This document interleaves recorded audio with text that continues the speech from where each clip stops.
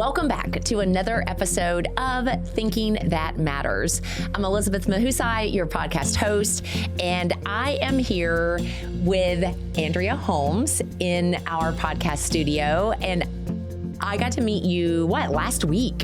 Yeah, this was a pretty quick turnaround, right? Yes. Just last week. Mm-hmm. But as soon as we had that initial conversation, I was so excited to have you in the studio. So tell us a little bit about who you are, what you do, and we will launch in. Yes, I am Andrea Holmes. I'm a mural artist and painter. I live here in McKinney, and I love it here. I've been working in downtown McKinney since 2014, so about a little bit more than 10 years. I worked at an art gallery there, and I really became connected with the community. And I started my first mural in McKinney, and it's really snowballed and turned into a huge thing for me.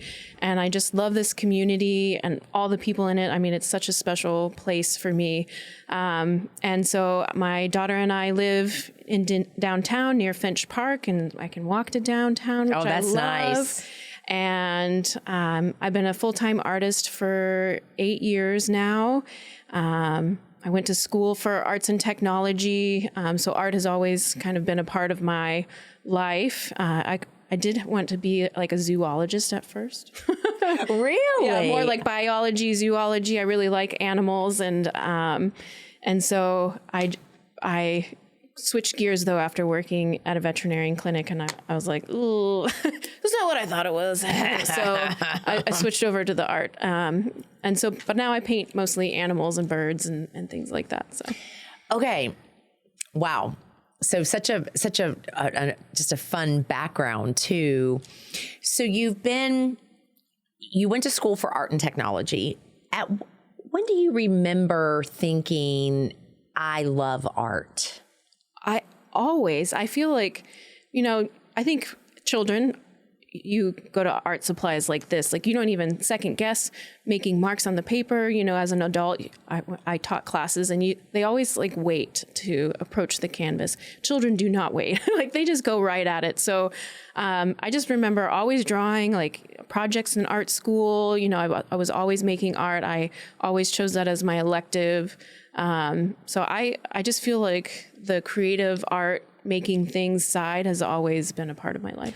So because you've just loved art for pretty much your whole life, and you've also taught art, mm-hmm. which as a former educator, I want to hear your thoughts on, at what point do you believe children go from like approaching no fear, making marks, it doesn't matter, to fear or apprehension around it?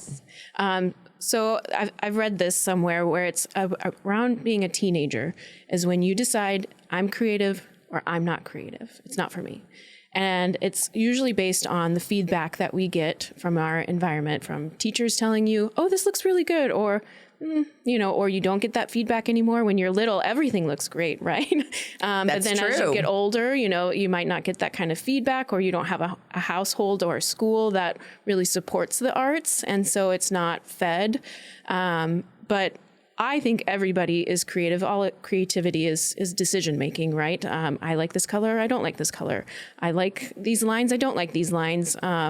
I like birds, or, it's just decisions. So everybody is creative. I think it's just about making the time to explore your creativity and really foster it and make it grow.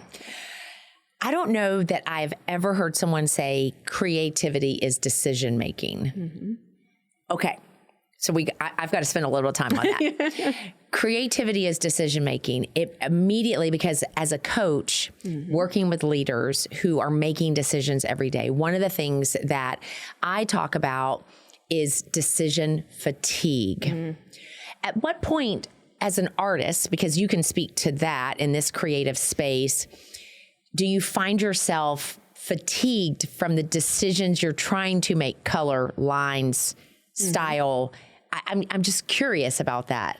Well, I think decision making in play is a lot different than decision making like what are we going to have for dinner tonight? What are my kids, sports schedule is going to be like? What do I have to do at my job? What are my tasks today? Like, there's a big difference in the types of decisions you're having to make. Like a fun decision, like, ooh, what outfit am I going to wear today? Although for me, sometimes that is a fatiguing decision.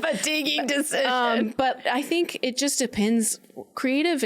The creative decisions are really more about play and trying things out and the exploration of things, which I don't know if this is true for people who are not actively in art or trying things, but for me, it's exciting to try art and to try to make something work. But like, you can be creative in business. You could be creative in your Excel sheets and adding colors or how you solve a problem. I mean, creativity is problem solving. And I think that's why a lot of creatives do so well in a business environment, because they see solutions that people might not see, or they might have a creative way of thinking and applying something that isn't obvious to just everyone. Well, and I think you're hitting on something that expands in an important way, which is somewhere along the lines, people started thinking that to be called creative, it needs to be with paint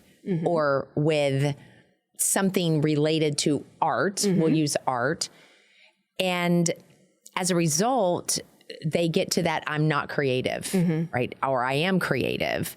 And that's because that was me. Like, I mean, drawing or painting, it's not as easy for me as it is for, let's say, my husband.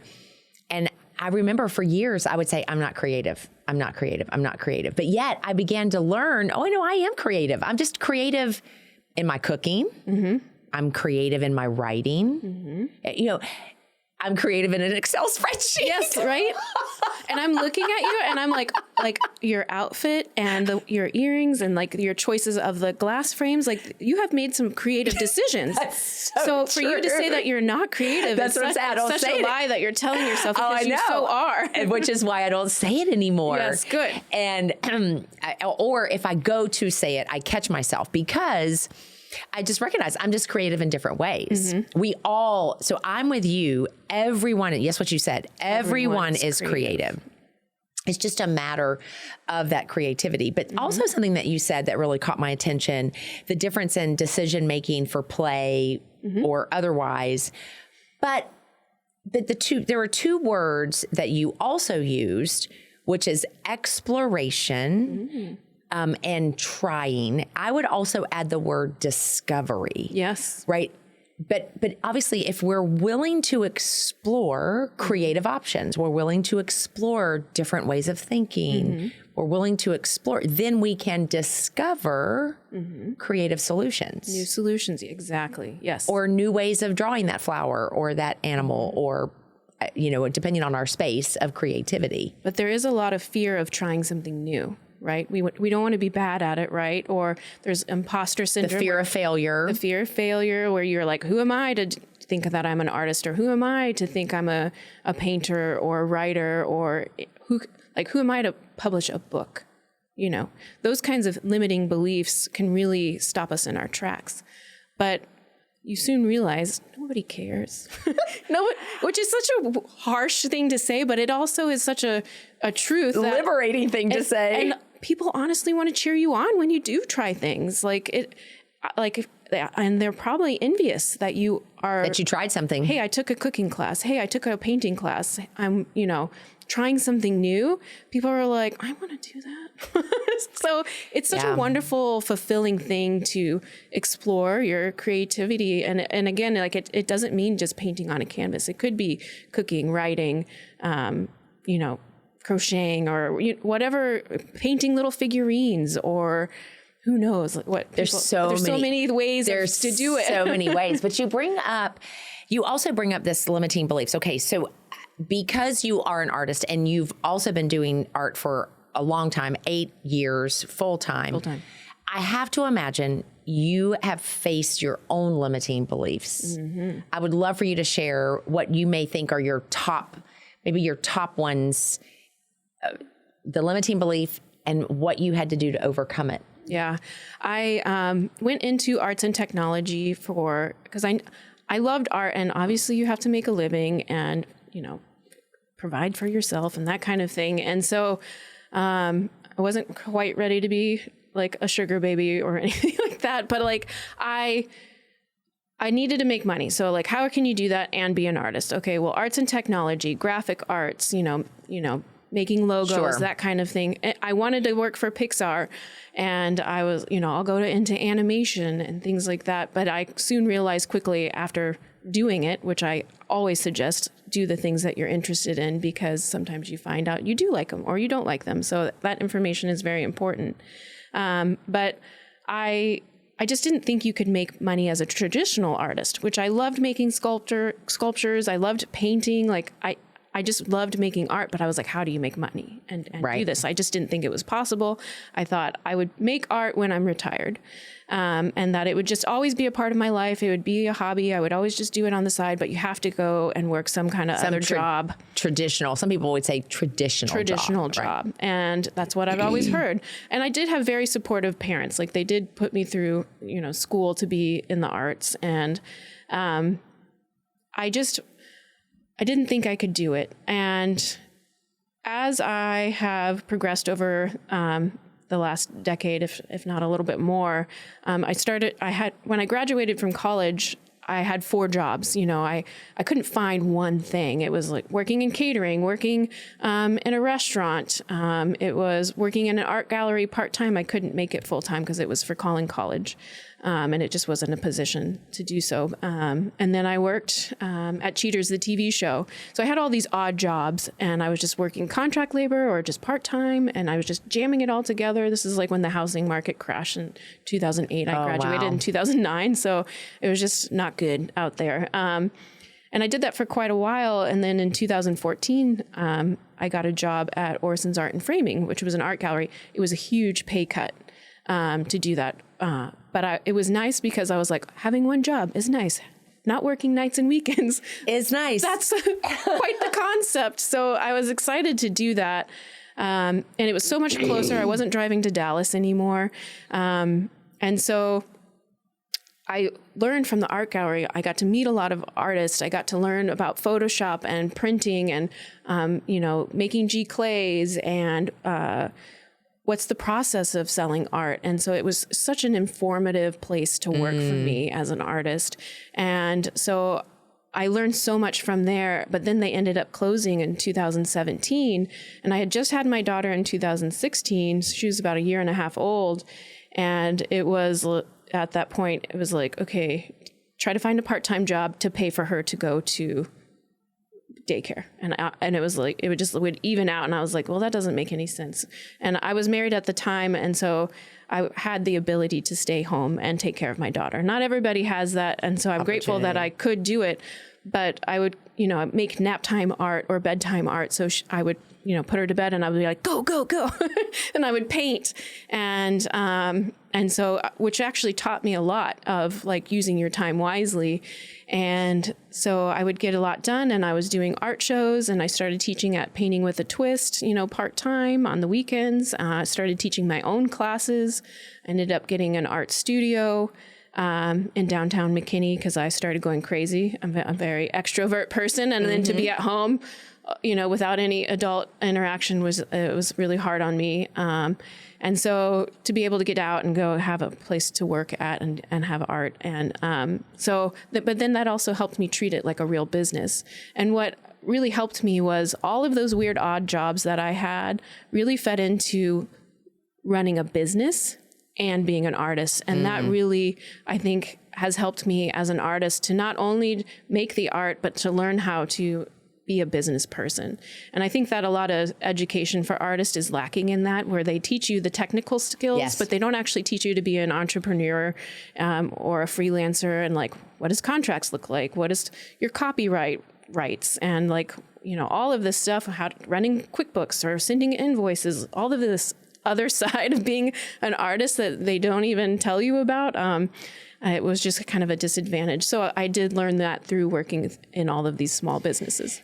I love hearing that because, of course, I'm married to a photographer, and same thing, for so many years, he struggled against that. Can I do this full time? Right. And so I think that's a very common thing that people especially in the arts space specifically, deal with. And to your point, that how much education is out there for how to be an entrepreneur. As an executive business coach, I'm coaching people all the time.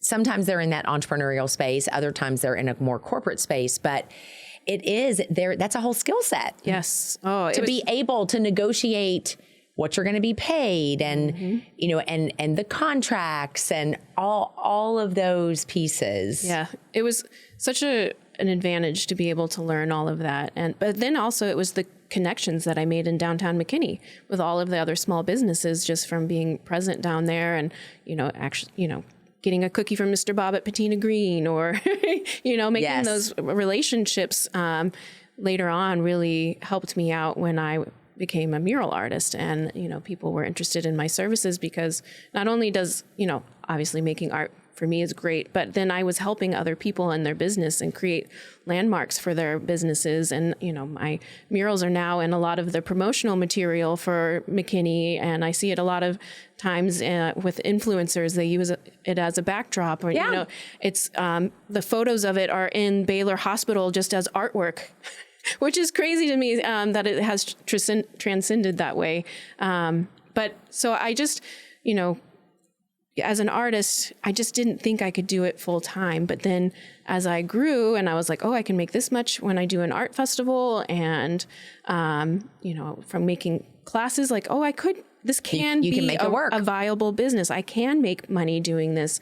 And murals really pushed it into the next level. So let's talk about that because you're now, truly, I'm sure I've met other mural artists, but to be able to have a conversation, I know another gentleman who does murals. That's one of the things he does, as it is for you as well. So from a mural standpoint, do you freehand it? How do you maybe walk us through in Cliff Notes layman's terms how you approach a mural? Yeah. So the process is generally I have a meeting with someone. So like we were talking to James earlier. So it would be like, here's my ideas. This is the wall. And so you kind of meet each other and talk about ideas. And then I would create a proposal with like my vision board, I go through the whole process. And so once we get the designs figured out and those are approved and I'm ready to paint, that was one of my biggest questions when I was trying to get into murals. I was like, how do you take this tiny little design and you put it on this big wall like that? I was like, how do you even do that? So like, I researched, I stalked other artists. I'm like, what tools are they using? Like, what are they using projectors? Or I was going to say back in the day, we projected that thing on the wall and then traced it, So that's projection is one of the options. Grids or what's something called a doodle grid is one that I use because I hate measuring. So I will use a doodle grid, which is actually a really fun process. And now I have those meta goggles, like the VR goggles. I hadn't thought about that. Oh, it is like such a game changer for me as an artist because like with the projector, you have to go late at night. And sometimes these are places like in downtown Dallas. I don't want to be doing that. And you have like my scaffolding or my lift in the way. So it creates a shadow. And so it just has all these difficulties. But these VR goggles, oh my gosh, it is such a game changer. So I've really enjoyed using that. I've used it on the past 3 murals. And I'm like, it's like, this is such a great tool. Okay, so you have the VR goggles on, and it obviously, is it in a sense projecting in front of you the size you need it on the actual wall? Yeah, I use a program called Contour. And so it takes your image. So like if I created my image on Procreate on my iPad or wherever I make it, then I transfer it to the goggles. Contour. And then I can take the image and it's just like on your phone. Like you can like make it bigger. Pinch it. You can make it smaller. You can, change the angles, everything. Wow. Yeah. So, And it goes big. I just finished like a huge mural project in Dallas for Uptown, and I used it on that project. So it was just, I was like, wow, you can really scale up with this, and which is so good for me. There's a little learning curve to things, and it can be a little disorienting because it's, you basically have these cameras and it's projecting the world around you, but then you have all these like digital things. And so there will be like a screen right here, like a dashboard. Yes. And then you're like trying to dodge it and you're like, oh yeah, that's not really there. That's not really there. I know. Fred has VR goggles so that when we travel, if he needs to be able to expand out to see more from an editing standpoint of photos and to have, and so it's wild when he puts them on. I know, he looks like such a weirdo. That's right.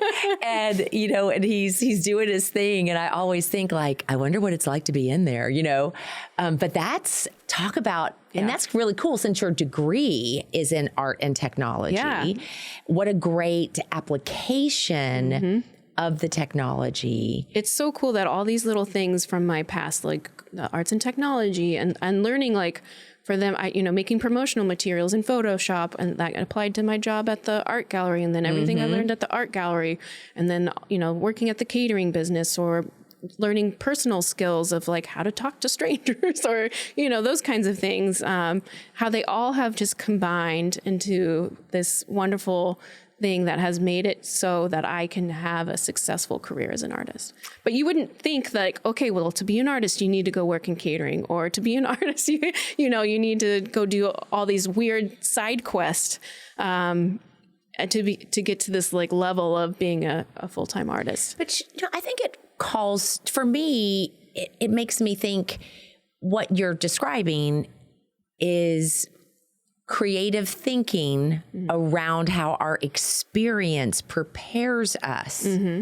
for the success that we're going to have in our chosen field. Yes. Because I think oftentimes people want to see career development as a linear, sequential, step by step. I have to do A, then B, then C, then D.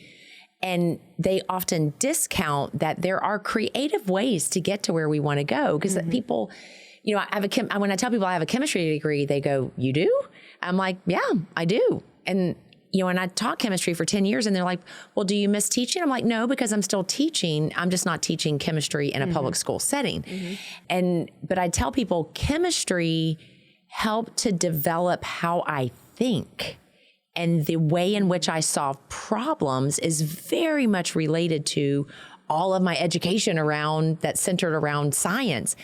So I like that you're describing your own experience provided a creative palette for your development, right? As an artist, and not just an artist, but as a business owner who is an artist. Yes. And I would, especially for people that might not be in the job that they want or be at where they are in their life, it's almost to reframe your thinking of like, well, this might not be what I want, but what can I take from this and to the next level? So I think that that really helped my thinking of like, well, I'm working at a small business, and I got hired at the art gallery to do QuickBooks.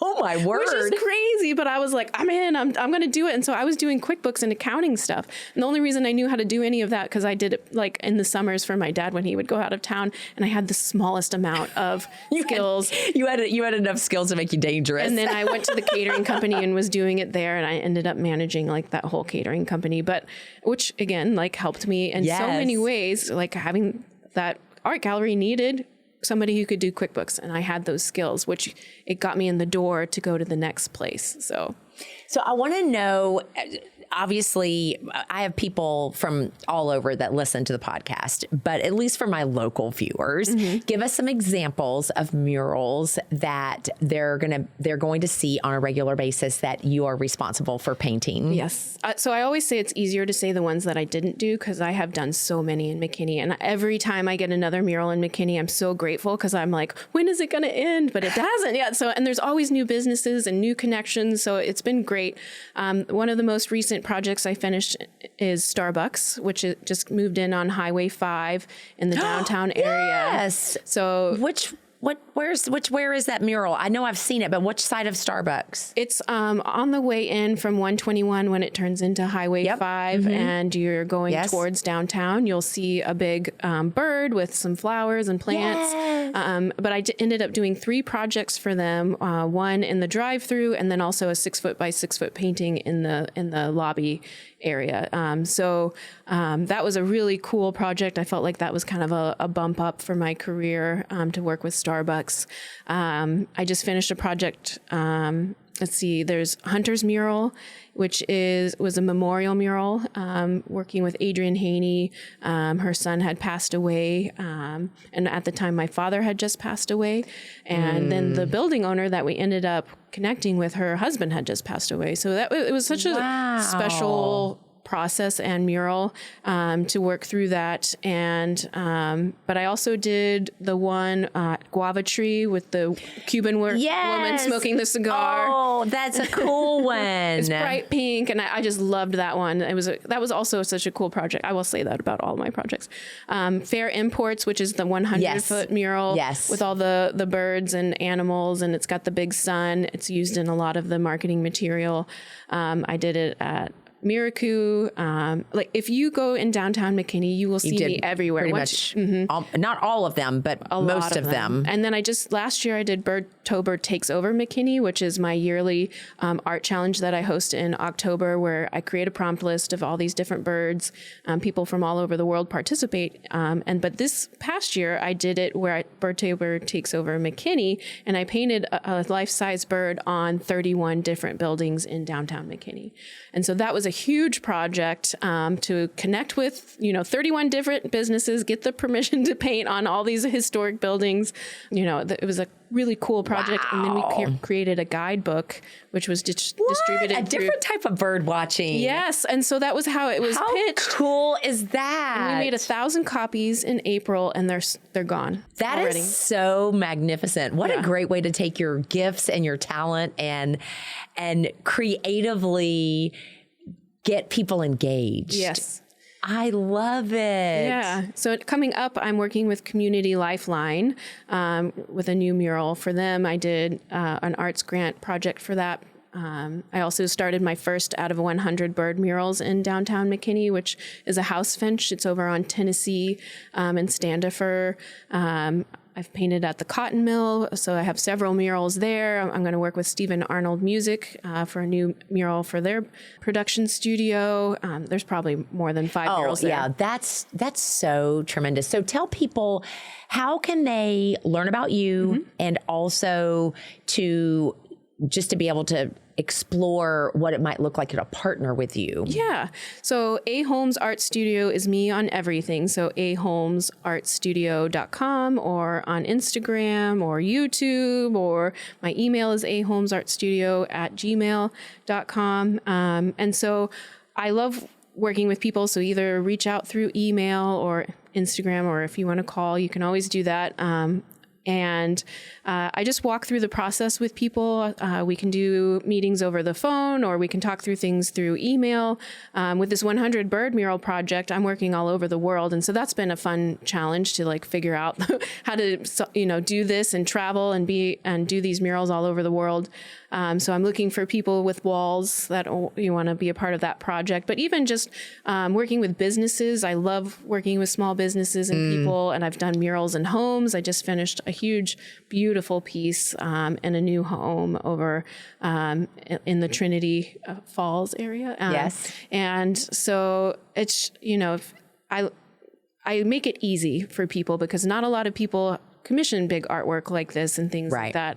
And so I have developed an amazing process of walking you through it. It's, very streamlined and professional. So I make it super easy. And I think communication when working with people is such a easy thing to do. And it's one of the most important things to do. So I try to make it a painless process. That is so exciting. So you can, obviously you'll find all that information that Andrea just gave in the show notes.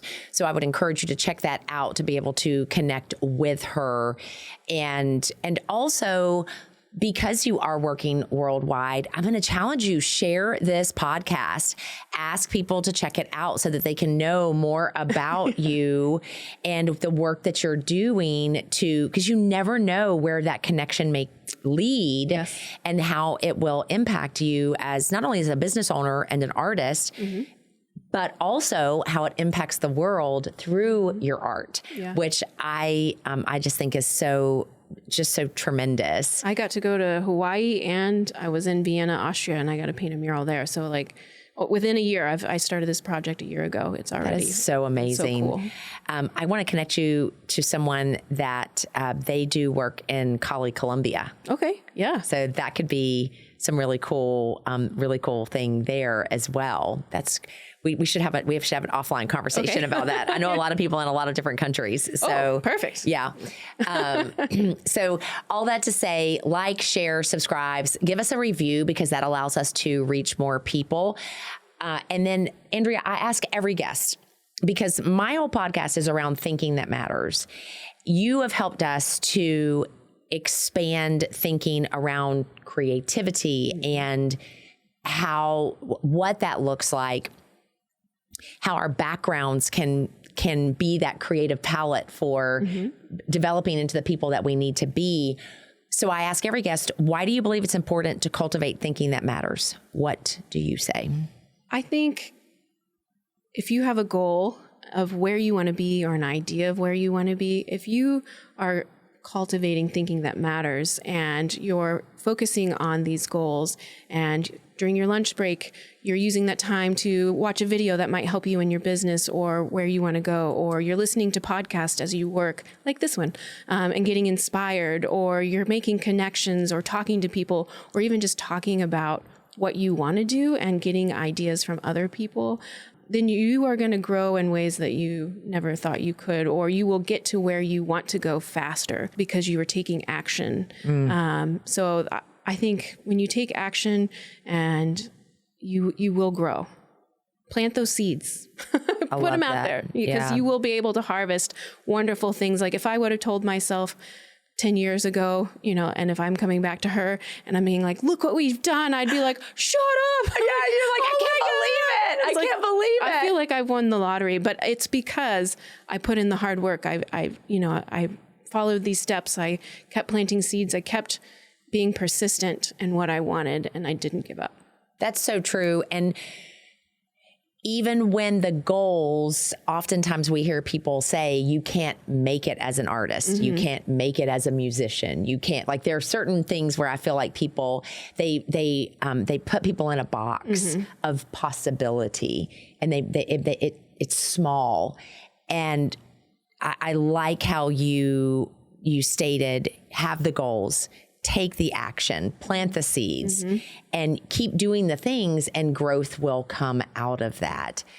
And that truly is why it is so important that we are mindful of our thinking, because our thinking is what leads us to listen to the podcast, to watch that video, read that book, have that conversation like we did at that reception last Thursday, which led to this conversation. And just being nice to yourself and kind to yourself, and then the way that you would show up for yourself like a friend. Because if I heard a friend talking, I know we all do it, like where we're bad talking ourselves, I can't do that, I'm not good enough, or, who do I think I am? And if it was a friend, I'd be like, who are you talking to? Do not talk to my friend that way. I will kick your butt. Like, that's do not. So true. Be that person for yourself. I say this, I have a goal workshop I teach every year, and that is the one thing that I try to bring home is, like, be nice to yourself, because we can be our own worst critics.